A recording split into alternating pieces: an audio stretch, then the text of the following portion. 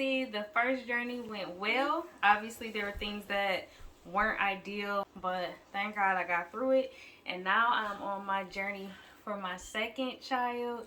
I am 22 weeks pregnant, and I just wanted to share some tips and things that I've gone through so far, having gone through 2 pregnancies, because I know sometimes it can be intimidating being pregnant for the first time, and then after that first one you have an idea of how you think things should go, and really every pregnancy is different. So let's get right into it. The first thing that I want to talk about is nausea and morning sickness, the vomiting. You know, that's a common side effect a lot of times that us women have to deal with pregnancy. Although I do know people who didn't have this issue at all. That's not my testimony. But it definitely was different. So the first time with my son, I definitely had nausea and morning sickness, and it was more so when I first woke up, but I had that nausea throughout the day, but it was generally due to smells. I was really sensitive to smells, so I could get through the day, but if I smelled like vegetables or just I could smell the house, you know what I mean? When we went into certain rooms, you can smell the room. I remember smelling water, which is so crazy, but it's like those type of smells that cause me to want to throw up. So that was an adjustment for me, because that started pretty early on in the pregnancy, and then eventually it weaned off. I was still able to function. This pregnancy, this time around, my first trimester was less than desirable. It was really hard, y'all. Like, I was sick probably from my 5th week that I noticed, from my 5th week on through that first trimester. And this time it was constant. It was constant nausea, constant discomfort. I just felt sick. I threw up a lot, and I just didn't have any energy. So there were times where I had to just lay on the couch, you know. So, and it was like for a prolonged period of time. So that was definitely different. It didn't catch me off guard, but just the intensity of it was so different. With some tips for those that helped me, one was actually Pedialyte. My nurse suggested drinking some Pedialyte, and that helped me a lot because I wasn't able to drink water really this time around. It caused me to want to vomit. When I wanted to take my prenatal vitamins, those caused me to vomit. So Pedialyte really helps, because it helps to balance out the electrolytes. It keeps you from getting dehydrated, because actually when you're dehydrated you can tend to be more nauseous. Also, eating on crackers, and one of the ones that she suggested was goldfish. So those were the 2 game changers. Unfortunately, it came kind of late in the game, but they definitely helped me. I think I drank Pedialyte for like 3 weeks straight, just because that was the only thing that I could really keep down. Don't eat and drink at the same time. So when you're eating your food, take your time. Just eat the food before you take a drink of anything. A lot of times when you're doing that at the same time, it can cause you to want to vomit. It can cause nausea. So that was one of the things that I incorporated this time around. I would eat my food. I would definitely take my time and chew it, mostly because I'm like, if it comes back up, I want it to be as smooth as possible, which I know it sounds gross, but it was that bad. Like, I had to plan to make it as comfortable, if that is even a word for when you're vomiting, as possible. Avoid smells. So I told you during that first pregnancy I was extremely sensitive to smells, and then this time around I happened to be working in a nursing home my first trimester, so you can about imagine those smells too. Just try your best to avoid those. If you know that it's certain foods that irritate you, you know, just let your family know, let your husband know, this irritates me. So, you know, you want to try to avoid that as much as you can. I mentioned that I had the nausea and I was throwing up a lot, so obviously I wasn't able to eat a lot of things. There were things that did stay on my stomach, and generally it was actually fruit. And more specifically, I found that it was watermelon and then salads. And my mom, she mentioned that salads have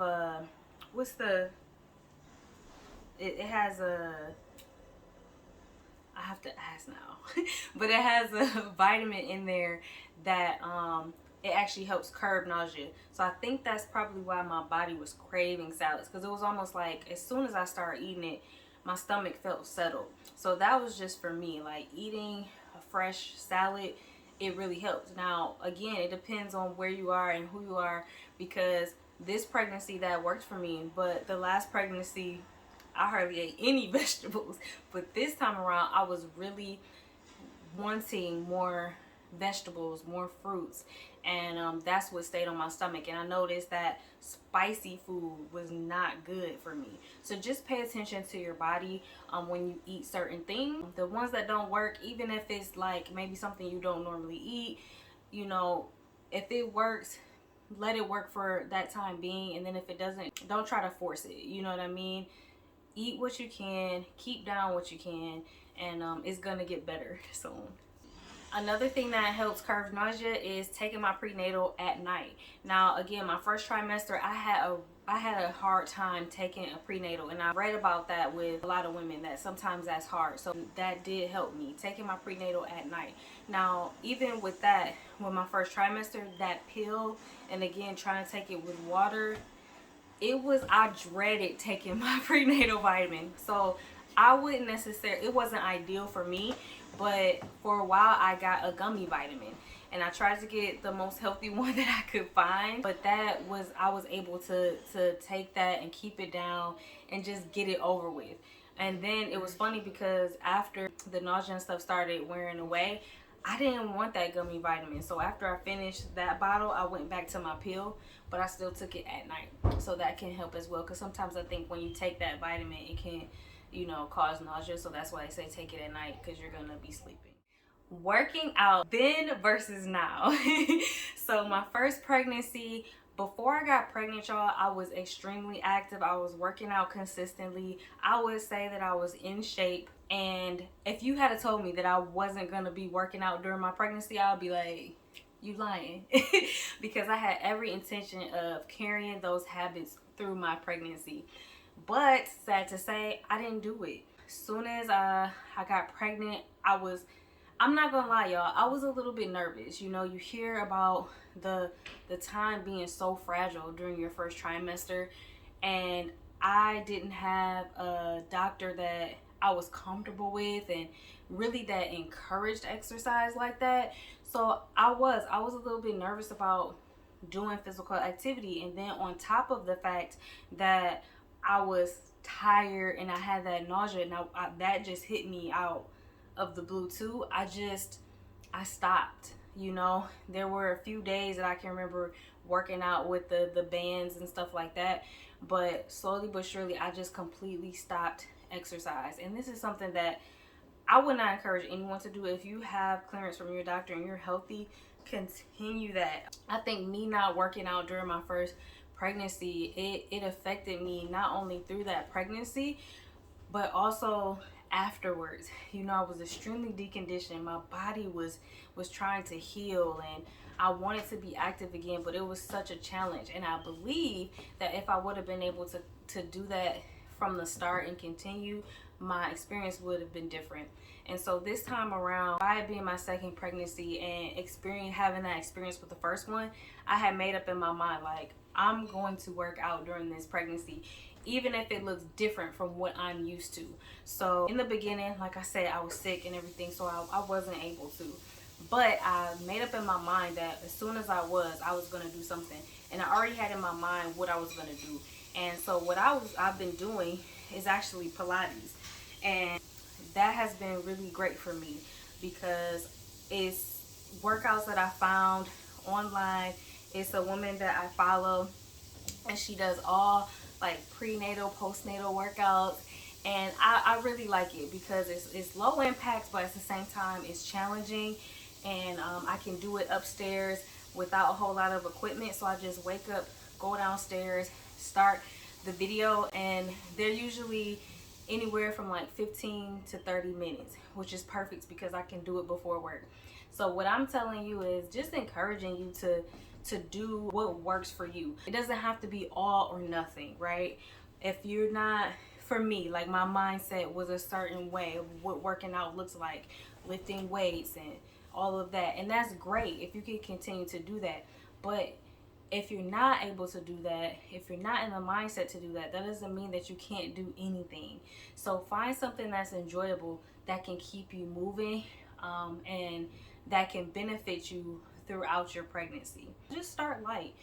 Start with a little bit of walking here and there. Start with some stretches, stretching. And I already feel like my body is more prepared to birth this baby because I've been more conscious of moving it and kind of prepping it. And I think that that's great because being a spiritual person, I'm big on like the word and confession and things like that, but we also have to pair that with our actions, right? In the natural, what can we do? So ask God for wisdom on what exactly is going to be the best for you, but don't be afraid to just start and let him guide you on what's going to be the best, and again, with your physician, and what works for your body right now. Sex for both my first pregnancy and second pregnancy, I would say is good. Like for me, I've had like better orgasms when I was pregnant. Like I don't want to be too much, but I'm trying to be real with y'all.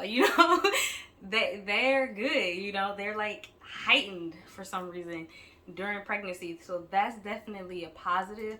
And then one of the other things that I've noticed with my pregnancies is that it can become redundant because we don't have as much diversity in what we do. It's kind of like we know what's about to happen. It's gonna end well, but it's not as spontaneous. And then on top of that, having a child already this time around, so it just takes a little more finagling. But some tips with that would be buy some lingerie. So that's what I did this time around because I'm heavier now. I started out at a heavier weight my second pregnancy than my first, so I was able to wear more stuff and get away with it then than now, and being a little bit bigger. So I found some really reasonably priced lingerie, and I just bought one, just to see, and I felt so sexy, you know what I'm saying? And that helps with our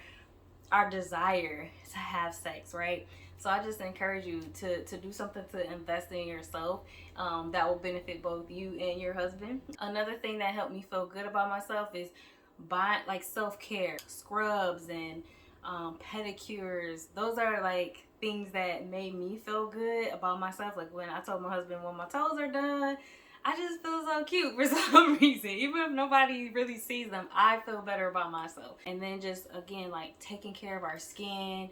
Your body is changing, and when you look in the mirror, you start to see those changes. So there's things that you can do that can just help elevate and enhance what you already have, and then just keep your focus on the fact that your body is doing something amazing, and focus on the positives rather than the negatives that you might see. My other tip is don't wait too late to have sex. I mean, this is period for me. Like, I don't gotta be pregnant. I be sleepy. But it's even more when I'm pregnant. So try to get the kids in bed on time, and then instead of starting that movie, do y'all thing and then watch the movie after. I'm telling y'all this from first-hand experience because my husband is looking at me like right now because I'm tired, and there's no guarantee that I'm gonna be up. So basically have sex and then just go to sleep because you ain't watching nothing after sex. But go ahead. But what's better, to watch the movie or to have the sex? Definitely to have the sex. Okay, there you go. Thank me later, man. The next one is confidence. So I'm gonna speak mostly from this pregnancy because I noticed this more with this pregnancy than my first. But just feeling, there were times where I felt super confident and just like so excited to see my body change. And this was like initially, right? I'm just like, oh, so grateful. Thank you, Lord. I'm pregnant and I get to do this again, and kind of knowing a little bit more of what to expect. It was just more exciting. I was feeling more confident, and then my face started getting bigger, and I started working from home, and I was on camera, and I'm like, So I started feeling a little bit self-conscious, a little bit insecure. On top of that, I told y'all I started out at a heavier weight. Now granted, I wasn't overweight when I got pregnant, but I was a little bit heavier, and I started showing sooner. So it was like I was showing, I believe, at like 2 months. It almost looked like I was like how I looked when I was 4 months pregnant the first time. So I'm like, okay, how am I going, if I'm like this now, what's it gonna be like at 6 months, 8 months, you know? So I was kind of in my head a little bit about it, but I'm just being real with y'all. Like, this is what I dealt with, and some of the tips that helped me with that: talking positive to yourself. So there have been times where I'm in the mirror and you know, you kind of get, you get going too far, like looking in the mirror, seeing things that, okay, stretch marks here, or this is looking bigger, and looking like, okay, why isn't that getting bigger though? You know, and like just your complexion and things like that, especially if you got the hormones going. So just while you're in the mirror criticizing yourself, change that and talk positively about yourself. So there's been times where I look in the mirror and I'm like, you are so beautiful. Like, your body is doing exactly what it's supposed to be. Oh, look at your skin, you're so pretty. Or, you know, picking out the things that I like about myself. And I literally just say that in the mirror. And it sounds really silly, but I'm using my words, right? Using my words to speak life into me, hearing that in my ears. And that's helping to kind of build up who I am on the inside, right? And to reflect that on the outside. Another thing is just, again, focusing on the positives, remembering that your body is doing something great.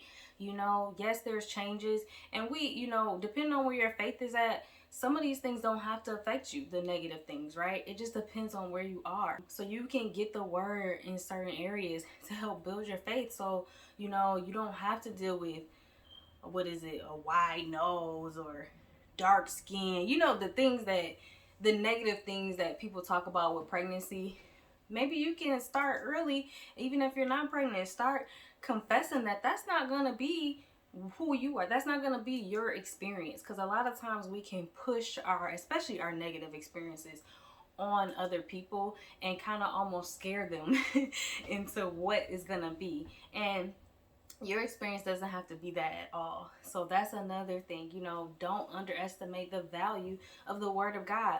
What do you want to see in your pregnancy? And then find the word to get in line with that, and then talk it, believe it, act on it. Fatigue with pregnancy then versus now. So the first time I was pregnant, I was actually in school, but I was in school part-time. So I went in the mornings, and then in the afternoon I was generally able to come home and take a nap. And then this time around, I was actually working full time, and also with the 3-year-old. And thank God for my husband, y'all, because he took a lot of that pressure off of me. Like, I didn't have to cook or anything like that. But that fatigue is so real, you know, you get tired. And that was something that's been different this time around. So I don't know if I had more energy, or that I just didn't notice that I needed to lay down more and stuff, because this time around it's more apparent. You notice it more because you have so much more to do, right? Just working in general, like, there was times where I just felt like I was not there, like I was just checked out, and it was hard. So kudos to you women out there who have been doing this thing for for years and years. Like, it's a challenge. It can be. So some tips with that, right? Because we want our body to do what it needs to do, and we don't want to overwork ourselves. Our body is working to build and produce and give the baby the nutrients that it needs. So how can we work around that? One of the things is find a time where you're most productive and capitalize on that time. So I noticed that in general, I'm more productive in the morning and during the day. And at night, I already told y'all, your girl be tired. So I try to do as much as I can in the morning, right? So that's the same with you. Find a time where you have the most energy, and then just do what you can during that time. Of course, it may not look like it used to. Maybe there's only one thing you can do. Maybe you can just fold the clothes or just put the clothes away. You can just make the meal. You might not be able to do the shopping, but you could go shopping on a different day and then make the meal a different day. So you're just focusing on the times where you can be most productive. Another tip is rest when needed. So again, don't fight it. You know, sometimes we can try to push past and be like, well, I just have so much to do. Or you feel guilty because you don't have the energy to spend with your kid, or maybe you're a little bit irritable. Don't feel guilty, just rest. Go lay down, especially if you have people in your life where they make that available to you. You know, you don't have to be superwoman. Part of that is knowing when you need to sit down and recuperate so you can have the energy to do what's necessary for your family. Just take your time. Remember, it's not just you, and your body is working to help create this life. So just allow your body to do that and listen to it. And then again, there's gonna be days when you have more energy, so just take advantage of those days. And then the days where you're tired, just rest. Take help when needed, and rely on your family, rely on your husband. And then don't wait for anyone to ask you what you need. Tell them what you need, because I know a lot of times with guys, they may not even know, especially if it's your first child. This is new to them too. So let them know what it is that you need. If you're tired, tell them, okay, I need to go lay down. Can you make the food? Can you help me up? All of those things that are little, but they can add up. So take the help. You don't have to do everything. You don't get more points just because you were able to do everything, especially if you have the help. Because you know, if you're a single parent, there's a grace on you to do that. And not saying that it's any easier, right? But I believe that it's a grace for that's available for that, because you may not have another option. But if you do have that option, rely on it. Don't just try to take on more than you can chew and then have an attitude because you're doing it, right? Use the help, let your family help you. Of course, body changes, right? And I'm talking about outside of obviously your stomach getting bigger. One of the biggest changes for me right now, being in the second trimester, is I'm a little bit more sore. I'm sore in that area. And I do remember being like that with Darren. But this time around, it's a little bit more noticeable. And it could be because I'm being more active too. But I've noticed that I'm more sore. Again, I talked about the fatigue, and I'm a little bit slower. So I'm unable to, for real, run up the stairs or walk down the stairs that fast, for that matter. I have to take my time, and that's okay. But it takes some getting used to if you haven't been used to that. So just listening to your body, taking it easy. Another thing that's kind of funny is that I want my belly out, okay? I'm not home long before I'm lifting up my shirt, and I just don't want no clothes on. So and I feel like I was like that during my first pregnancy too. It's just like Danelle says I'm hotter than normal, like my body temperature. So I don't know if that's why I want my stomach out, but I just don't want anything restricting me, and I don't even care. Like I want my belly out. So I don't know. Summertime might be looking different this year. I'm playing. I think. So some tips with body changes is, again, taking it easy. One of the things that actually someone just mentioned to me is getting a belly band if you need it for that soreness, for the round ligament pain. You can get a belly band to kind of take off some of that pressure from your stomach and lift that up. Stretching is a really good thing. That's helped me as well. And then getting a body pillow to sleep with, so you're in a good comfortable position when you're laying in the bed. That's gonna help as well. Clothing. For me, this time around, being pregnant twice, I feel like maternity clothes are a must. The first time I was pregnant, they didn't come until later. because again, I was a lot smaller and I was able to kind of get away with still fitting in some of my clothes. I was able to buy like a little band, so even though my pants weren't buttoned, I could put that on. But this time around, I was just so uncomfortable. Even with the sweatpants that I had before, it's like it was pushing up against me and it was just really uncomfortable. So don't underestimate the value of maternity clothes as opposed to just buying bigger clothes, because of course we still want to be cute, right, as much as possible. And it doesn't have to be a lot. I've gotten on a couple websites, Shein, I've gotten a couple of things from there, and we know that they're cheap. So you might be able to find some gems there. Old Navy and H&M on their websites, getting the maternity clothes, a lot of sweatpants, and just comfortable basics. Because obviously you don't want to spend a whole lot of money on your maternity clothes because you're not going to wear them all the time. And for me, this may be my last pregnancy, so I didn't want to go too far, but I definitely see the value of maternity clothes. Like, there's a difference. Even with clothes that I can still fit, it's like it doesn't have that room in the belly, so it feels a little bit constricted. So just keep that in mind. If you've been uncomfortable, that could be why. And just invest in a couple just core pieces, like just keeping your cardigans, keeping your jackets, because you don't have to close those, right? So you can still wear your old ones. It doesn't make sense to buy maternity sweaters or maternity cardigans, maternity jean jackets. That's not really necessary. That's a place where you can save money and still just wear your jackets, but maybe have a maternity tank top or those layering pieces that are comfortable, okay? Then if it's not in your budget, depending on when you're pregnant, you can invest in like dresses that are a little bit oversized, but they're not maternity. So this time around, I'll be pregnant during the summer. So I'm already thinking about dresses. Like the dress that I'm wearing now is not maternity, but it has enough room for my belly to grow and me to be comfortable. And so I'm looking for maybe dresses like that to where I can wear them now, but I'll also be able to wear them once I have the baby. Another thing that I didn't mention is bras. You might have to invest in some more bras. And again, I didn't want to spend a lot of money on the maternity bras because your breast size is gonna fluctuate.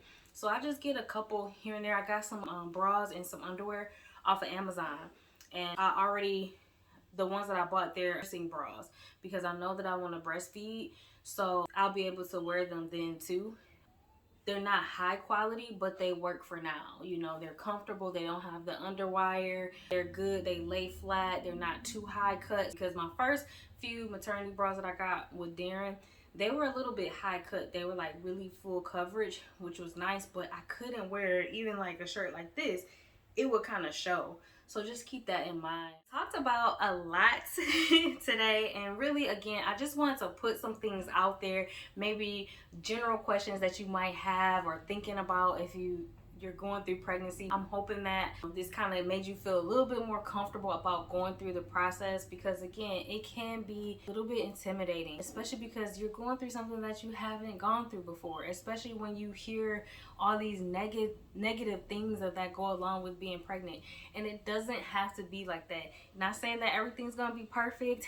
You're gonna have your days, but the majority of your pregnancy can be great. And both of mine so far have been really good, thank God. So I just want to encourage you to enjoy the process. Whatever your process is, enjoy that. Avoid comparing yourself to other pregnant people, to other celebrities that may be pregnant and what they're looking like, right? We got filters, we got airbrush and all that, so you really can't compare. And then even if we didn't, you still don't want to compare your process to someone else's, right? Use your process to help somebody else. I hope that this helps you guys, and let me know in the comments if you have any questions or any other thing that maybe you went through that maybe I forgot to talk about. All right, I'll talk to y'all later.